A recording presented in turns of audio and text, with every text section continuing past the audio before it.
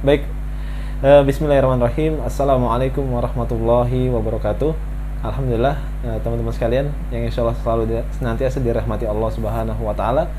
Kembali lagi di channel saya, Adam Fatih 1453, yang insya Allah selalu senantiasa memberikan inspirasi buat teman-teman sekalian. Barangkali juga bermanfaat untuk teman-teman sekalian yang menyimak, gitu kan ya. Akan selalu senantiasa memberikan kebaikan demi kebaikan, insya Allah. Pertama-tama teman-teman sekalian, puji syukur senantiasa kita panjatkan kepada Allah Subhanahu wa Ta'ala. Begitupun juga salawat serta salam semoga kita terus curahkan kepada baginda Nabi besar Muhammad sallallahu alaihi wasallam.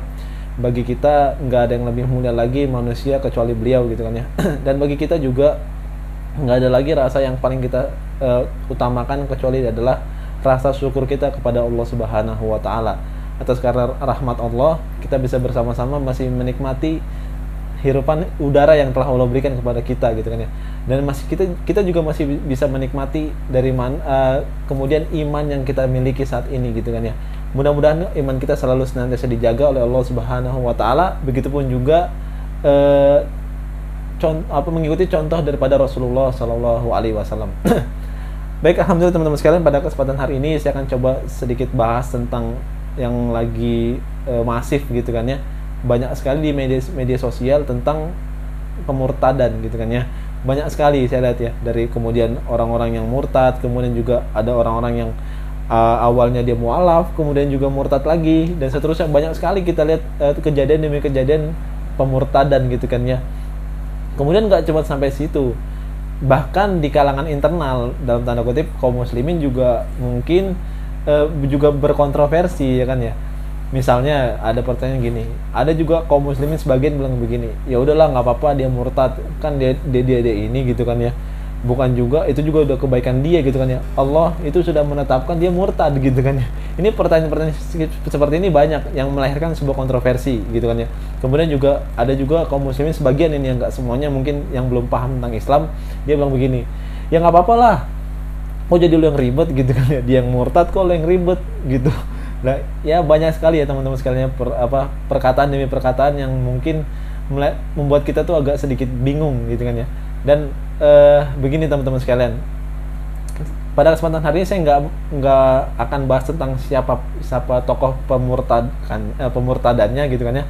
Karena saya sedikit enggaknya saya sudah bahas di channel YouTube Ngaji Cerdas, bagaimana ada seorang tokoh yang dia misionaris, kemudian dia dakwahnya seperti apa. Di situ saya jabarkan begitu banyak, gitu kan ya. Namanya Saifuddin Ibrahim, masya Allah. Yang ingin saya bahas pada kesempatan hari ini adalah tentang pertanyaan seperti ini, yang mungkin agak sedikit rumit ya penjelasannya. Tentang pertanyaan, apakah murtad itu takdir daripada Allah Subhanahu wa Ta'ala? Nah, ini yang akan saya bahas, gitu ya. Jadi gini teman-teman sekalian, saya tuh selalu senantiasa sampai sekarang pun masih belajar kepada guru-guru saya yang insya Allah banyak ilmunya ya, masya Allah. Dan saya selalu senantiasa khususkan setiap seminggu sekali saya harus dimana talqin sama beliau atau belajar kursus sama beliau, dan TikTok, gitu kan ya, ruang khusus, kemudian kajiannya insentif lebih dekat lagi, gitu. Dan di setelah itu ada juga pembahasan seperti ini, apakah murtad itu adalah takdir. Jadi gini teman-teman sekalian, guru saya menjelaskan bahwa setidaknya murtad itu bukan takdir. Murtad itu bagian daripada pilihan manusia.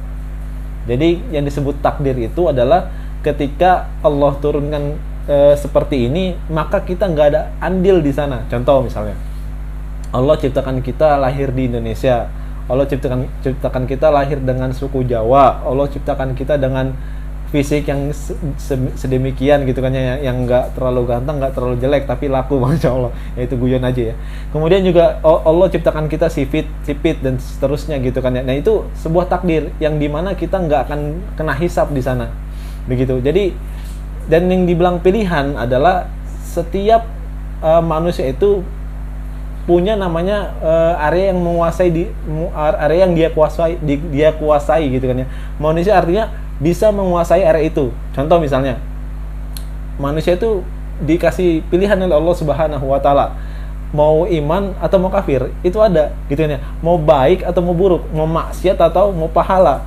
Allah dalam ayat, kita ambil ayat Al-Quran misalnya, Allah mengatakan dalam surat Al-Zalzalah, kalau saya nggak keliru, Allah mengatakan wa nafsi wa ma sawwaha fa alhamaha fujuraha wa taqwaha, gitu kan ya. Allah ketika menciptakan manusia secara sempurna sehingga bisa bernapas, maka Allah kasih jalan kepada manusia itu. Fa alhamaha fujuraha wa taqwaha. Ada jalan fujur, ada jalan takwa. Nah, di sini manusia bisa memilih dalam ya area yang dia kuasainya, gitu kan ya. Dari mana bisa milihnya? Karena Allah Subhanahu wa taala menakdirkan kita memiliki sebuah akal. Orang-orang yang punya akal itu pasti bisa memilih mana yang benar dan mana yang salah. Jadi gitu ya. Jadi jelas. Jadi kalau sampai sini kita paham bahwa jadi poinnya gini teman-teman sekalian. Jangan campur adukan urus aktivitas Allah, gitu kan ya. Dari Allah punya Lahul Mahfuz, dari kemudian aktivitas lainnya, Allah Maha Pemberi rizki dan seterusnya. Kemudian dicampurkan dengan aktivitas manusia. Gitu, itu yang nggak tepat. Nah, maka kalau mau bahas tentang takdir itu adalah pisahkan antara kedua itu. Pisahkan antara manusia bisa memilih, kemudian dia akan dihisab oleh Allah Subhanahu wa taala, dan satu lagi kemudian yang dari Allah Subhanahu wa taala itu kita tidak ada andil di sana. Gitu loh. Sesuatu yang Allah takdirkan kepada kita, tugas kita cuma hanya dua. Imani, kemudian kita ikhlas kepada Allah Subhanahu wa taala. Dari kemudian kita yang tadi saya sebutkan, gitu kan ya, lahir di Indonesia dan seterusnya, itu kita terima dan nggak boleh dirubah sama sekali.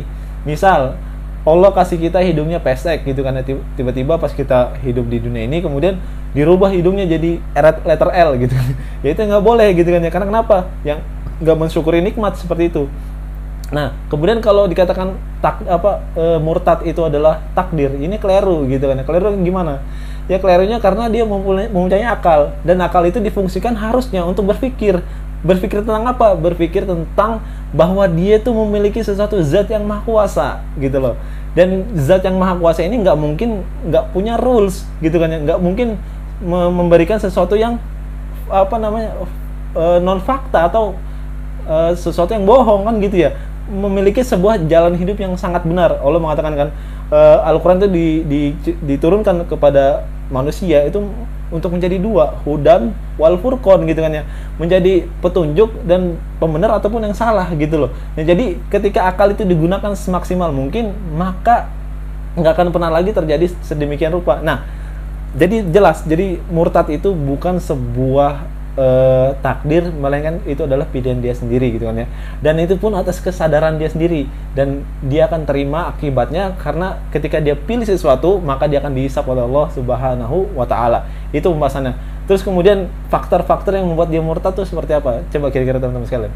Mungkin banyak ya. Kita bisa lihat bahwa banyak orang murtad itu karena mungkin dia kekurangan kebutuhannya sehingga dia dikasih makan, kemudian dia diajak untuk beragama Kristen dan seterusnya, bahkan sampai ya Allah, sampai kasih Indomie, gitu kan ya. Nah, kita nggak menyalahkan orang objek yang dimurtadkan, gitu ya. Kita coba evaluasi diri kita sendiri, gitu kan ya. Sudah sampai mana dakwah kita? Saya sering gini, ya Allah, kok saya belum bisa ke sana ya Allah untuk menerangkan ini semua ya Allah, gitu. Tapi di satu sisi juga pergerakan itu makin masif, gitu kan ya. Nah, ya Allah, kita doakan saja semoga saudara-saudara kita yang belum terkena dakwah Islam, semoga Allah berikan petunjuk, semoga Allah mengirimkan dai-dai, gitu kan ya, supaya agar tidak terjadi pemurtadan secara luas, gitu. Karena kita kasihan melihat saudara-saudara kita seperti itu. Nah, buat teman-teman sekalian, terus hati-hati pesan saya, karena pelan-pelan memang kaum kafir itu nggak akan pernah suka sama kita sampai kapanpun. Ya kan ya, Allah mengatakan dalam Al-Quran, jangan kira orang Yahudi dan Nasrani itu ridho sama kalian. Enggak, sama sekali orang Nasrani dan Yahudi itu nggak akan ridho sama kalian sampai di mana kalian tuh mengikuti agama mereka. Nah, jadi orang yang murtad itu pertama di atas kesadarannya, kemudian faktornya adalah kemungkinan bagi saya referensi yang dia masukkan ke kepalanya itu salah semua, dan bukan referensi wahyu tapi nafsu. Masya Allah. Jadi kebanyakan referensi yang keliru dan di luar daripada Islam, dan keimanannya itu tidak puas 100%, sehingga orang yang murtad itu bisa pindah kapanpun dan dimanapun, begitu kan ya. Beda kalau kita beriman dengan cara berpikir, maka kita akan memiliki alasan yang sangat tinggi, sehingga ketika kita memurtad, kita tahu konsekuensinya seperti apa. Mungkin itu aja teman-teman sekalian yang bisa saya sampaikan. Mudah-mudahan ada manfaatnya, dan mohon maaf kalau ada kekeliruan dari kata-kata saya. Mohon maaf ya, maklum saya juga masih banyak sekali belajar, dan insya Allah saya akan selalu senantiasa upload video. Terima kasih teman-teman sekalian yang sudah support channel saya. Mudah-mudahan teman-teman sekalian dapat kebaikan yang lebih daripada siapapun yang ada di muka bumi ini, insya Allah. Itu aja. Barakallahu fiikum. Wassalamualaikum warahmatullahi wabarakatuh.